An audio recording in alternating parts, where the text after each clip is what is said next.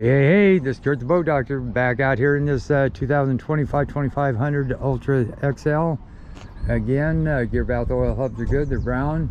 You got cleats here. What they do need, again, like I don't know how many times I got to mention this, but you can do it right here, pop-up cleat. I'd put one right about right here. That way, again, I got my steering, I got my controls, I got a cleat here, so when this thing is, if I'm by myself and say the wind was blowing the boat away from the dock, I could take a line that I have from there to there, wrap it around the dock, bring it right to that cleat, bring that excess line here, wrap it off here. So then go park the truck, come back. Now what I do is windy, and I know as soon as I undo that, the boat's gonna take off. So what I do there is I come back here, engage the back deck steer right there. Now my ropes are right here, so I don't have to get out of the boat, undo the front one, undo the back one, and then I got to hold it in and jump in the boat, go to the front of the boat. This way I jump in, I undo that line, I got my steering wheel, my controls right there, undo that, I got one rope, I pull it in, boom. So because sometime the time you get back up to that helm, that boat's already blown, I mean taking off and almost going to hit the other dock next to you. Again, aero design rear end. Again, and I'll show you this when I'm on the water, but these aero designs, your fuel efficient, the stabicrafts, and I think the Defiance did really good, and some of the Hughes crafts like that Ocean Pro I just took out, that 24. But the best all-around safety, they're virtually unsinkable. I mean, I don't know how you do it, but anything's possible, I guess. But the fuel economy is the best. You ain't gonna beat these on fuel. And now with this aero design, what this will do is if say you're backing up, you know how on a flat back that goes like this, it's like a big piece of plywood. You don't have a lot of reverse power, and it just pushes and pushes. This reflects the water, and you'll see when I'm out there. So watch for that on part 3. And I kick this down, and I'm going to put this here for now. I'm going to get in the boat. Your gas fill here, I put in 50 gallons of non-ethanol. You got cup holders, tackle holders, cup holders here, tackle holders. Step in here, you got your oars down. Flip seat, your battery switch is right here. And I'm going to just leave that on real quick. This is for your Maxwell, so if you didn't want anybody hitting the thing up there and dropping your anchor, you just push this and it drops the yellow lever. That kills the power to the windlass. Now it's live. Here's your primer bulb. And I'll pump that up. And then if you don't want the seat, here's your bilge pump back here, and there's your live well pump. Your bait tank with running water, dual batteries, and they're up high, they're off the floor. So 10 to 1, batteries ain't gonna sit in water if you did take water in here. Fillet table. You got a plug, that right there, you plug that to keep the water. Your overflow is right there. So you can recirculating pump, basically the water comes in through the tube. And your other primer bulb for this motor is right here. Flip up, you have a gate that's up front there that goes in there. But again, you'll see I can back up and you won't have water coming in here. Good pole holder, straight back. They're all functional. Forces out this way, pole goes out this way. Diesel fuel here, but I did put kerosene in here, about 1 gallon. Your tank's back here. You can look through there to see how full it is. I like this matting they put here. If it was me, you could get just a solid matting that looked without the design in it. I'd put cut a piece for there, and then one on the back side. You got lights back there, and that would help noise. You could throw stuff, it wouldn't rattle, but then you wouldn't be looking at that raw aluminum. Your steering, oh damn it, I keep forgetting Tony at Tony's Fab, Jackson Fab they call it.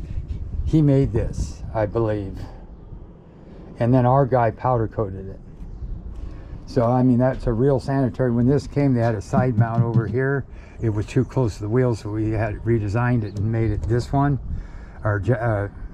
Tony did. He's a hell of a man. You want something made and looking good, you have him do it. He's out here in Empire, right down the street from us. So kudos to him. He's a good egg too. Okay, so here's a fish box. You got to remember to put that plug in. You don't put that plug in, that goes right to the bottom of the boat. This is going to fill up with water. So that's why you got another entry there that has a plug in it. You always want to make sure that plugs in. That one's in, because then it would stay into this area, not go inside your cabin. You got footrest here, and what this is kind of cool. Look at that visibility you got, and even the driver. If I'm up here, I can see out the corners really good. Then if you're sitting here, look at this. I mean, it's like a turbo. You can just kick back. Do. Very nice. You got a refrigerator. Make sure that's always turned off, because if you have your batteries on it, that's what will draw your juice down. There's your step here, and then this here pulls out. I'll show you here in a sec. See how that pulls out? Now you can sit on that if you wanted to. So you could actually have 1, 2, 3, 4, 5 easy. You could put somebody down there, or put a fold-up chair right there, or your ice chest. They can sit on that. When you're done, you could throw your ice chest up there. So not that you want more than that in here, but you could fit 6 and have seating. Okay, so this goes here, and then if you take this, no, they made that solid, so it won't work. Now, I was talking about that S. You got grab handles, or oh, you know what handles. Now, these come off, and then you can lay them like this one here would fold down to make a bed, basically. With a Velcro. I'll just put it there for now. Then you got this here that pulls up, and then that goes right here. Now, I'll put this down here.